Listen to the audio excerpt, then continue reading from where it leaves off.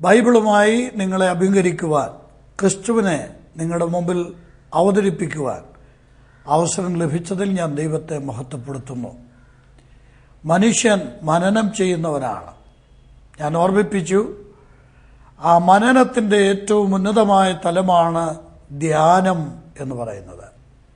Bible മനുഷ്യൻ ധ്യാനിക്കുവാൻ ആവശ്യമുള്ള ദൈവിക അരുളപ്പാടുകളുടെ സമാഹാരമാണ്. ബൈബിളിനെ വിളിക്കുന്നത് തന്നെ ദ ഹോളി സ്ക്രിപ്ചേഴ്സ്, വിശുദ്ധ തിരുവെഴുത്ത് എന്നാണ്. അങ്ങനെ പേര് വരുവാൻ കാരണം ദൈവത്തിന് മനുഷ്യനോട് പറയാനുള്ള സന്ദേശമാണ് ബൈബിളിലുള്ളത്. ബൈബിളിൻ്റെ ഏറ്റവും വലിയ പ്രത്യേകത അത് ദൈവത്തിൻ്റെ ഭാഷയിൽ കിടക്കുകയല്ല, മറിച്ച് മനുഷ്യൻ്റെ ഭാഷയിൽ ദൈവത്തിന് പറയാനുള്ള കാര്യങ്ങൾ മനുഷ്യന് നൽകുകയാണ് വിശുദ്ധ ബൈബിൾ ചെയ്യുന്നത്. ദൈവം മനുഷ്യന് തന്നെ തന്നെ വെളിപ്പെടുത്തിയില്ലെങ്കിൽ ദൈവത്തെക്കുറിച്ച് മനുഷ്യനൊന്നും അറിയുവാൻ കഴിയുകയില്ല. കാരണം ദൈവം അദൃശ്യനാണ്. ദൈവം അദൃശ്യനായിരിക്കുന്നതിൻ്റെ കാരണം ദൈവം ആത്മാവായതുകൊണ്ടാണ്. വെളിച്ചങ്ങളുടെ പിതാവാണ്. അടുത്തുകൂടാത്ത വെളിച്ചത്തിൽ വസിക്കുന്ന സാക്ഷാൽ വെളിച്ചമാണ് ഈശ്വരൻ. അതുകൊണ്ട് ദൈവത്തെ നമ്മൾക്ക് കാണാൻ സാധിക്കുകയില്ല. ബൈബിൾ പറയുന്നു ദൈവം സ്നേഹമാണ്. അപ്പോൾ ദൈവം അദൃശ്യനായിരിക്കുന്നതിൻ്റെ 3 കാരണങ്ങൾ: അവിടുന്ന് ആത്മാവാണ്, അവിടുന്ന് വെളിച്ചമാണ്, അവിടുന്ന് സ്നേഹമാണ്. അതുകൊണ്ട് ദൈവത്തെ നമ്മൾക്ക് കാണാൻ കഴിയുകയില്ല. അപ്പോൾ ദൈവത്തെ നമ്മൾ അറിയണമെങ്കിൽ, ദൈവത്തെക്കുറിച്ച് നമ്മൾ മനസ്സിലാക്കണമെങ്കിൽ, ദൈവത്തെ നമ്മൾ കാണണമെങ്കിൽ ദൈവം സ്വയം വെളിപ്പെടുത്തണം. ദൈവം 3 മാധ്യമങ്ങളിലൂടെയാണ് തന്നെ ദൈവം വെളിപ്പെടുത്തിയത്, തന്നെ തന്നെ വെളിപ്പെടുത്തിയത്. ഒന്ന്, ഈ വലിയ പ്രപഞ്ചം, ഈ നിർമ്മിത പ്രപഞ്ചത്തിലൂടെ ദൈവം തന്നെ വെളിപ്പെടുത്തി. ഞാൻ ഒറ്റ വാക്കിൽ ഇങ്ങനെ പറയട്ടെ, മനുഷ്യനെ വായിക്കാൻ കഴിയുന്ന വിധത്തിൽ ദൈവം മനുഷ്യന്റെ കണ്ണുകൾക്ക് മുമ്പിൽ തുറന്നു വച്ചിരിക്കുന്ന ദൈവത്തിൻ്റെ അതിഗമനീയമായ ഒരു ഗ്രന്ഥമാണ് ഈ പ്രപഞ്ചം. ഈ പ്രപഞ്ചത്തിലെ ഓരോ സൃഷ്ടിയും അക്ഷരങ്ങളാക്കി, ആ അക്ഷരങ്ങൾ ചേർത്ത് വാക്കുകളാക്കി, ആ വാക്കുകൾ ചേർത്ത് വാചകങ്ങളാക്കി, വാചകങ്ങൾ ചേർത്ത് ആശയങ്ങളാക്കി ചിന്തിച്ചാൽ ഈ നിർമ്മിത പ്രപഞ്ചത്തിൻ്റെ പിമ്പിൽ വലിയവനായ അദൃശ്യനായ ഒരു ഈശ്വരൻ, ഒരു ദൈവമുണ്ട് എന്ന് മനസ്സിലാക്കാൻ പ്രയാസമില്ല. ഞാൻ അവയുടെ ശാസ്ത്രീയ വശങ്ങളിലേക്കൊന്നും പോകാൻ ഈ തരുണത്തിൽ നിവൃത്തിയില്ലാത്തത് കൊണ്ട് അങ്ങോട്ട് തിരിയുന്നില്ല. അപ്പോൾ ഈ പ്രപഞ്ചം ദൈവത്തിൻ്റെ വെളിപ്പാടാണ്. 2, നിന്റെ ന്യായപ്രമാണം എനിക്ക് എത്രയോ പ്രിയമാണ്, അത് ഞാൻ ധ്യാനിക്കുന്നു എന്ന് ബൈബിളിലെ ഒരു എഴുത്തുകാരൻ പറയുകയാണ്. ദൈവം അങ്ങയെ വെളിപ്പെടുത്തുവാൻ, അവിടുത്തെ വെളിപ്പെടുത്തുവാൻ ദൈവം ഉപയോഗിച്ച ഏറ്റവും വലിയ മാധ്യമമാണ്, ഉപാധിയാണ് വിശുദ്ധ ബൈബിൾ. ഈ ബൈബിൾ നിങ്ങൾ വായിച്ചാൽ യഥാർത്ഥ ദൈവത്തെ നിങ്ങൾക്ക് കണ്ടെത്താൻ കഴിയും. ദൈവം ആരാണ്, ദൈവത്തിൻ്റെ ലക്ഷണങ്ങൾ എന്താണ്, ദൈവത്തിൻ്റെ സ്വഭാവം എന്താണ്, ഈ കാര്യങ്ങളെല്ലാം വിശുദ്ധ ബൈബിളിൽ നമ്മൾക്ക് കാണാൻ സാധിക്കും. സത്യദൈവത്തെ മനുഷ്യന്റെ കൺമുമ്പിൽ വെളിപ്പെടുത്തുന്ന അനുഗ്രഹീതമായ ഗ്രന്ഥമാണ് വിശുദ്ധ വേദപുസ്തകം. അനേക മതഗ്രന്ഥങ്ങൾ നമ്മൾക്കിവിടെയുണ്ട്. ഞാൻ ആ ഗ്രന്ഥങ്ങളെ ഒന്നും വിമർശിക്കുന്നയാളല്ല, എല്ലാ ഗ്രന്ഥങ്ങളെയും ആദരിക്കുന്ന ഒരാളാണ്. എന്നാൽ ബൈബിളിൻ്റെ ഒരു പ്രത്യേകത, ഈശ്വരൻ എന്ന് പറഞ്ഞാൽ സ്നേഹത്തിൻ്റെ മൂർത്തിമത് ഭാവമാണ്, സ്നേഹത്തിൻ്റെ ആൾരൂപമാണ്, സ്നേഹത്തിൻ്റെ ഒരു വലിയ നിറകുടമാണ് ദൈവം എന്നുള്ളത് ബൈബിൾ വെളിപ്പെടുത്തുന്ന ഒരു വലിയ സത്യമാണ്. നമുക്കറിയാം, ദൈവത്തെക്കുറിച്ചുള്ള ചിന്ത തന്നെ നമ്മുടെ മനസ്സിൽ വരുമ്പോൾ ഒരു ഭീകരമായ ഒരു ചിന്ത, നമ്മളെ ഭയപ്പെടുത്തുന്ന ഒരു ചിന്ത, ദൈവം നമ്മളെ തല്ലും, ദൈവം നമ്മളെ കൊല്ലും എന്നൊക്കെയുള്ള ഒരു ഭീതി ജനിപ്പിക്കുന്ന ചിന്തയാണ് വരുന്നത്. എന്നാൽ ബൈബിൾ നിങ്ങൾ വായിച്ചു നോക്കുക, ബൈബിൾ പറയുകയാണ് ദൈവം സ്നേഹമാണ്, എല്ലാവരെയും ദൈവം സ്നേഹിക്കുന്നു എന്ന് വിശുദ്ധ വേദപുസ്തകം വെളിപ്പെടുത്തുകയാണ്. അപ്പോൾ ബൈബിളിലൂടെ ദൈവം അവിടുത്തെ വെളിപ്പെടുത്തുകയാണ്. മൂന്നാമതായി, ഈ ബൈബിളിൽ വെളിപ്പെടുത്തുന്ന കർത്താവായ യേശുക്രിസ്തു, ആ യേശുക്രിസ്തു ദൈവത്തെ വെളിപ്പെടുത്തിയിരിക്കുകയാണ്. ദൈവത്തിൻ്റെ ആത്യന്തിക വെളിപ്പാട് എന്ന് പറയുന്നത് കർത്താവായ യേശുക്രിസ്തുവാണ്. അതുകൊണ്ട് ബൈബിൾ നമ്മൾ ധ്യാനിക്കുന്നത് പോലെ തന്നെ പ്രാധാന്യം നൽകി യേശുക്രിസ്തുവിനെ ധ്യാനിക്കണം. ഞാൻ ആ ആശയം വെളിപ്പെടുത്തുന്ന ഒരു ബൈബിൾ സൂക്തം വിശുദ്ധ ബൈബിളിൽ നിന്ന് വായിച്ചു കേൾപ്പിക്കാൻ ആഗ്രഹിക്കുന്നു. എബ്രായ ലേഖനം 12-ാം അധ്യായത്തിൻ്റെ 3-ാം വാക്യത്തിൽ ഇങ്ങനെ വായിക്കുന്നു: നിങ്ങളുടെ ഉള്ളിൽ ക്ഷീണിച്ചു മടുക്കാതിരിക്കുവാൻ പാപികളാൽ തനിക്ക് നേരിട്ട ഇങ്ങനെയുള്ള വിരോധം സഹിച്ചവനെ ധ്യാനിച്ചുകൊള്ളുവേൻ. നിന്റെ ന്യായപ്രമാണം എനിക്ക് പ്രിയമാണ്, അത് നിരന്തരം ഞാൻ ധ്യാനിക്കുന്നു. ബൈബിൾ ഞാൻ ധ്യാനിക്കുന്നു.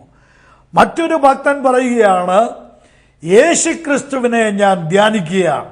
പാപികളാൽ ഇങ്ങനെയുള്ള വിരോധം സഹിച്ചവനെ ഞാൻ ധ്യാനിക്കുകയാണ്. സുഹൃത്തെ, ഞാൻ ചോദിക്കട്ടെ, യേശുവിനെ കുറിച്ച് നിങ്ങൾ ധ്യാനിച്ചിട്ടുണ്ടോ? ഈ ധ്യാനം എന്ന് പറയുന്ന ഒരു ആധ്യാത്മിക തലത്തിൽ ഉള്ള ഒരു കാര്യമാണെന്ന് ഞാൻ പറഞ്ഞു.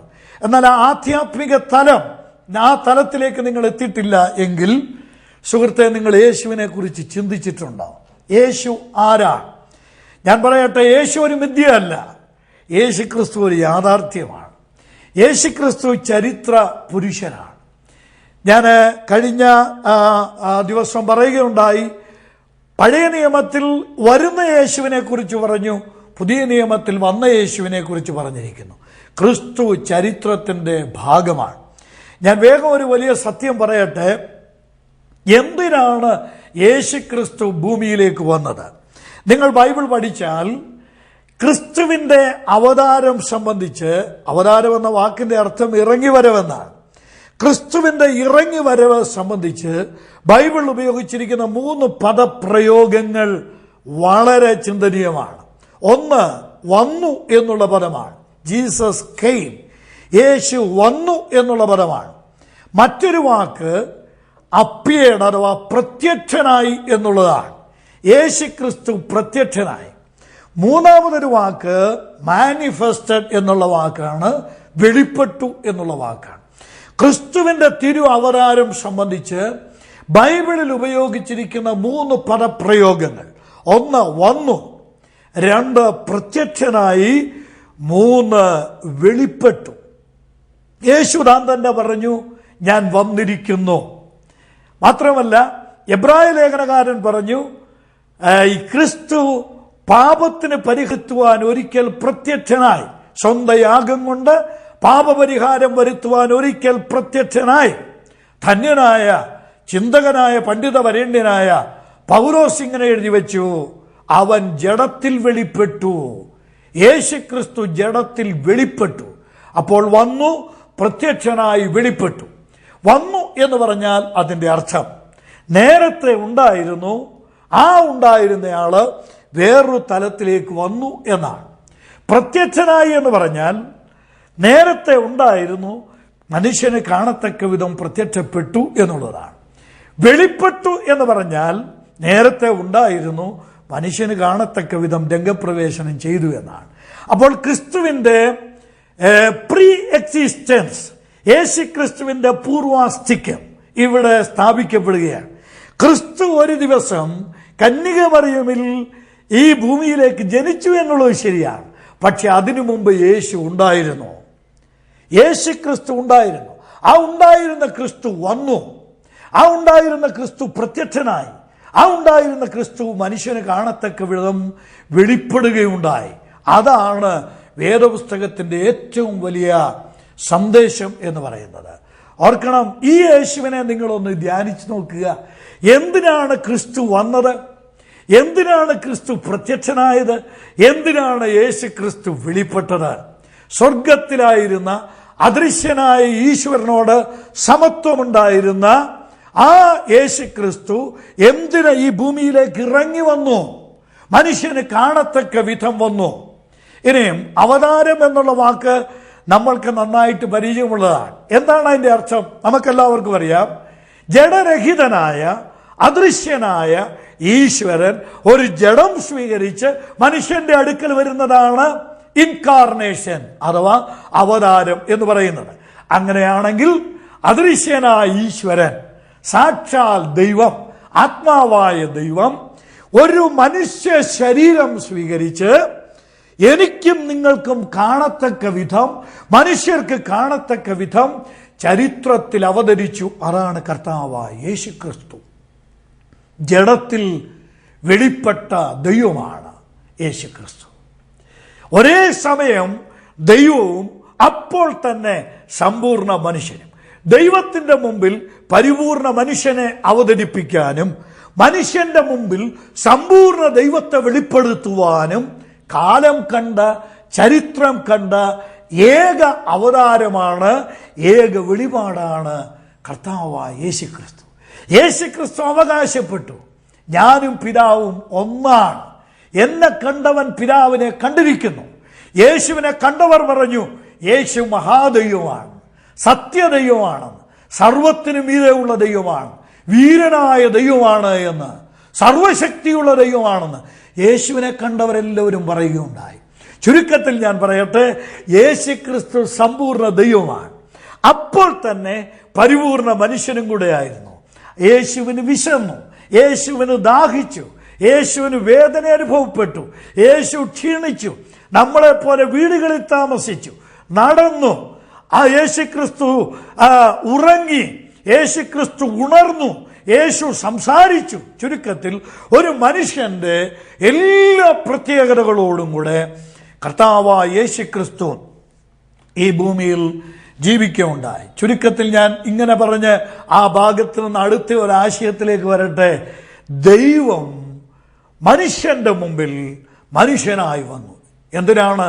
ഇതാണ് സാക്ഷാൽ ദൈവം, സാക്ഷാൽ ദൈവത്തെ നിങ്ങൾ കണ്ടോളൂ എന്ന് പറഞ്ഞ് മനുഷ്യന്റെ മുമ്പിൽ വെളിപ്പെട്ട സത്യദൈവമാണ് കർത്താവായ യേശു. യേശു സത്യദൈവം മനുഷ്യത്വത്തിൽ വെളിപ്പെട്ടവനാണെങ്കിൽ ആ യേശുവിൽ പാപം കാണാൻ പാടില്ല. അതുകൊണ്ട് ബൈബിൾ കൃത്യമായി പറഞ്ഞു, യേശു പാപം അറിയാത്തവനാണ്, അവനിൽ പാപമില്ല, അവൻ പാപം ചെയ്തിട്ടില്ല. യേശു ക്രിസ്തു പാപരഹിതനാണ്. ആദാമ്യ കുലത്തിൽ ജനിച്ച സകല മനുഷ്യരും പാപികളാണ്, എന്നാൽ യേശുക്രിസ്തു പാപരഹിതനാണ്. യേശുക്രിസ്തുവിന്റെ ദൈവത്വത്തിൽ ഈ സത്യം നാം അറിഞ്ഞിരിക്കണം. ദൈവമായി വെളിപ്പെട്ട യേശുക്രിസ്തു, ദൈവത്തെ വെളിപ്പെടുത്തുവാൻ വെളിപ്പെട്ട കർത്താവായ യേശുക്രിസ്തു മനുഷ്യത്വത്തിൽ ദൈവത്തെ വെളിപ്പെടുത്തി എങ്കിലും ആ മനുഷ്യത്വത്തിൽ പാപത്തിന്റെ ലാഞ്ചന പോലുമില്ലായിരുന്നു, പാപത്തിന്റെ സാന്നിധ്യം ഉണ്ടായിരുന്നില്ല. എന്തുകൊണ്ടാണ് അങ്ങനെ യേശു വന്നത് എന്ന് നമ്മൾ ഇനി അടുത്ത് ചിന്തിക്കാൻ പോവുകയാണ്. ഇവിടെ വേറൊരു തലത്തിലേക്ക് നാം ചിന്തിക്കണം. എന്തിനാണ് ക്രിസ്തു വന്നത്, പ്രത്യക്ഷനായത്, വെളിപ്പെട്ടത്? ഒരു പുതിയ മതം സ്ഥാപിക്കാനാണോ? ഒരു പ്രത്യേക ശാസ്ത്രം ഇവിടെ മനുഷ്യന് സംഭാവന ചെയ്യാനാണോ? എന്തിനാണ് കർത്താവായ യേശു ഇവിടെ വെളിപ്പെട്ടത്, പ്രത്യക്ഷനായത്, വന്നത്? പ്രിയ സ്നേഹിതരെ, എന്നെ ശ്രദ്ധിക്കുന്നവർ നിഷ്പക്ഷമായി ചിന്തിക്കണം. യേശുവിനെ ഇവിടെ ധാരാളം പേര് അവതരിപ്പിക്കുന്നുണ്ട്. ഒരു ക്രിസ്ത്യാനിറ്റി ഇവിടെ ധാരാളം പേര് പ്രസംഗിക്കുന്നുണ്ട്, പഠിപ്പിക്കുന്നുണ്ട്. എന്നാൽ ഞാൻ നിങ്ങളോട് വളരെ വിനയപുരസ്സരം പറയട്ടെ, നിങ്ങൾ കാണുകയും കേൾക്കുകയും ചെയ്യുന്ന ക്രിസ്ത്യാനിറ്റി, നിങ്ങൾ കാണുകയും കേൾക്കുകയും ചെയ്യുന്ന ക്രിസ്തു, നിങ്ങൾ കാണുകയും ചെയ്യുന്ന കേൾക്കുകയും ചെയ്യുന്ന ക്രൈസ്തവ ആധ്യാത്മികത, നിങ്ങൾ ബൈബിൾ വെച്ചൊന്ന് താരതമ്യം ചെയ്ത് പഠിക്കണം. ഇത് തമ്മിൽ പലപ്പോഴും വ്യത്യാസപ്പെടുന്നു, ഇവ തമ്മിൽ പൊരുത്തപ്പെടുന്നില്ല.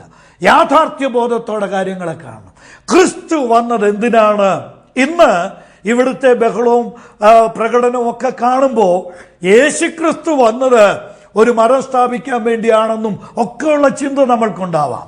എന്നാൽ ക്രിസ്തുവിന്റെ വാക്കുകളിൽ തന്നെ നമുക്ക് നോക്കാം, ബൈബിളിന്റെ വാക്കുകളിൽ നമുക്ക് നോക്കാം, എന്തിനാണ് യേശുക്രിസ്തു വന്നത്. യോഹന്നാൻ എഴുതിയ സുവിശേഷം 1-ാം അധ്യായത്തിന്റെ 18-ാം വാക്യത്തിൽ നാം ഇങ്ങനെ വായിക്കുന്നുണ്ട്, ദൈവത്തെ ആരും ഒരു നാളും കണ്ടിട്ടില്ല, പിതാവിൻ്റെ മടിയിലിരിക്കുന്ന ഏകജാതനായ പുത്രൻ അവനെ വെളിപ്പെടുത്തിയിരിക്കുന്നു. യേശു വന്നത് ഒന്ന് ദൈവത്തെ വെളിപ്പെടുത്താൻ വേണ്ടിയാണ്. രണ്ടാമത് യേശുക്രിസ്തു താൻ തന്നെ പറഞ്ഞു, എന്തിനാണ് ഞാൻ വന്നത്. ഇത് വളരെ ഗൗരവമായി ചിന്തിക്കാൻ ആവശ്യമുള്ള കാര്യമാണ്. എന്തിനാണ് ഞാൻ വന്നത്? യേശുക്രിസ്തു പറഞ്ഞ ഏറ്റവും പ്രധാനപ്പെട്ട ഒരു കാര്യം, ഞാൻ നീതിമാന്മാരെ അല്ല പാപികളെ അത്രേ മാനസാന്തരത്തിന് വിളിക്കുവാൻ വന്നത്. വീണ്ടും കർത്താവായ യേശുക്രിസ്തു പറഞ്ഞു, മനുഷ്യന്റെ പ്രാണങ്ങളെ നശിപ്പിക്കാനല്ല രക്ഷിക്കാനാണ് ഞാൻ വന്നത്. യേശുവിൻ്റെ വെളിപാടിൻ്റെ ലക്ഷ്യം യേശു തന്നെ പറഞ്ഞു, നിഗ്രഹണമല്ല, ദുഷ്ടനിഗ്രഹണമല്ല, ഇനി ശിഷ്ടപരിപാലനവുമല്ല. അങ്ങനെയെങ്കിൽ ദൈവം വരേണ്ടത് പാപിയെ രക്ഷിക്കാനാണ്. ഇനി പാപിക്കും ആവശ്യം ഒരു രക്ഷിതാവിനെയാണ്, എൻ്റെ പാപങ്ങൾ മോചിക്കുന്ന ഒരു രക്ഷിതാവിനെയാണ്. അതാണ് യേശുക്രിസ്തു കൃത്യവും വ്യക്തവുമായിട്ട് പറഞ്ഞത്, ഞാൻ പാപികളെ നിഗ്രഹിക്കാൻ വന്നവനല്ല, മനുഷ്യന്റെ പ്രാണങ്ങളെ നശിപ്പിക്കുവാനല്ല. മനുഷ്യത്വത്തിൽ പാപരഹിതനായി യേശുക്രിസ്തു വന്നത് നീതിമാന്മാരെ തേടിയല്ല, യേശു വന്നത് പാപിയെ രക്ഷിക്കാനാണ്. സുഹൃത്തെ, സത്യസന്ധമായി നിഷ്പക്ഷമായിട്ട് ചിന്തിക്കുക. എന്റെയും നിങ്ങളുടെയും സ്ഥാനത്ത് ഒരു മനുഷ്യനായിട്ട് വന്നിട്ട് എന്ത് ചെയ്തു?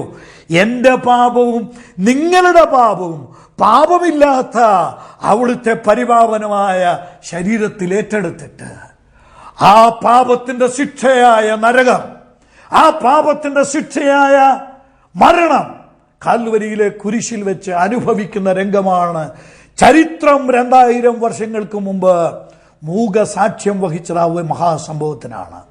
അവിടെ കരുണ കൂടാതെ, അവിടെ യാതൊരു വിധമായ കൃപയും ദയയും കൂടാതെ പാപത്തിന്റെ ശിക്ഷ ദൈവം യേശുവിന്റെ ശരീരത്തിൽ ഇറക്കി.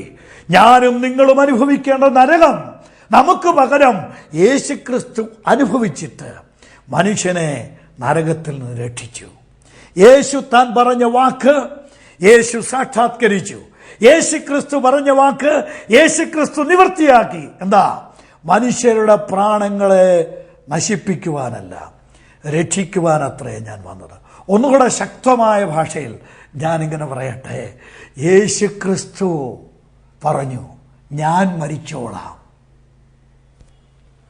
നിങ്ങൾ രക്ഷപ്പെടുക. സ്നേഹിതരെ, കർത്താവായ യേശു ക്രൂശിൽ നിന്നപ്പോൾ യേശുവിനെ പരിഹസിച്ചുകൊണ്ട് കുറെ ആളുകൾ പറഞ്ഞൊരു വാക്ക്, അവൻ മറ്റുള്ളവരെ രക്ഷിച്ചു, തന്നെത്താൻ രക്ഷിക്കുമോ എന്ന് നോക്കാം. യേശുവിന് തന്നെത്താൻ രക്ഷിക്കുവാൻ കഴിയുമായിരുന്നു. എന്നാൽ എന്നെയും നിങ്ങളെയും ഓർത്തപ്പോൾ ആ ക്രൂശിൽ യേശു നമ്മൾക്ക് പകരക്കാരനായി നമ്മുടെ ശിക്ഷ അനുഭവിച്ചു. മറ്റുള്ളവരെ രക്ഷിച്ച യേശു കഴിഞ്ഞ 21 നൂറ്റാണ്ടുകളായി ജനകോടികളെ രക്ഷിച്ചുകൊണ്ടിരിക്കുന്നു. നിങ്ങൾക്കും രക്ഷിക്കപ്പെടാം. എങ്ങനെ? മതം മാറ്റം ആവശ്യമില്ല, പേരുമാറ്റം ആവശ്യമില്ല. അതിന് നിങ്ങൾ ഈ യേശുവിനെ, നിങ്ങളുടെ പാപത്തിന്റെ ശിക്ഷ അനുഭവിച്ച് കാൽവരിയിലെ ക്രൂശിൽ മരിച്ച് അരിമത്തിലെ യോസഫിന്റെ കല്ലറയിൽ അടക്കപ്പെട്ട് 3-ാം നാൾ ഉയർത്തെഴുന്നേറ്റ യേശുവിനെ നിങ്ങളുടെ കർത്താവായി രക്ഷിതാവായി വിശ്വാസത്താൽ സ്വീകരിച്ചാൽ നിങ്ങൾക്കും ഈ രക്ഷ അനുഭവിക്കാം. പാപികളാൽ ഇങ്ങനെയുള്ള വിരോധം സഹിച്ചവനെ ധ്യാനിച്ചുകൊള്ളുക. ദൈവം നമ്മെ അനുഗ്രഹിക്കട്ടെ.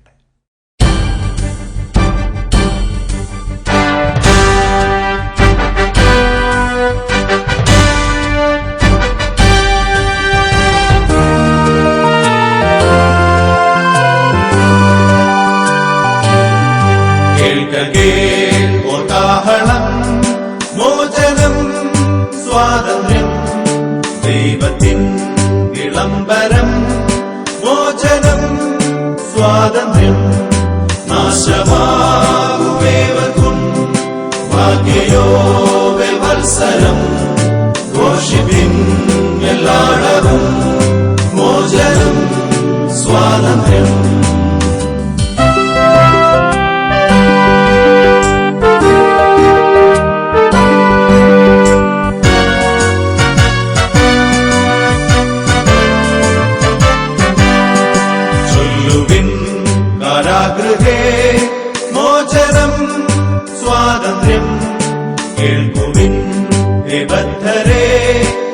മോചനം സ്വാതന്ത്ര്യം ക്രൂശിന്മേലെ കാണുവിൻ നിത്യമാ ഉദ്ധാരണം യേശുവോടു വാങ്ങുവിൻ മോചനം സ്വാതന്ത്ര്യം ദുഷ്ടന്മാരെ രക്ഷിപ്പാൻ മോചനം സ്വാതന്ത്ര്യം ശിഷ്ടരാക്കി തീർക്കുവാൻ മോചനം സ്വാതന്ത്ര്യം ദൈവസ്നേഹം കാണുവിൻ വാഴ്ത്തുവിൻ തൻ കാരുണ്യം ജീവൻ ദാനം പ്രാപിപ്പാൻ മോചനം സ്വാതന്ത്ര്യം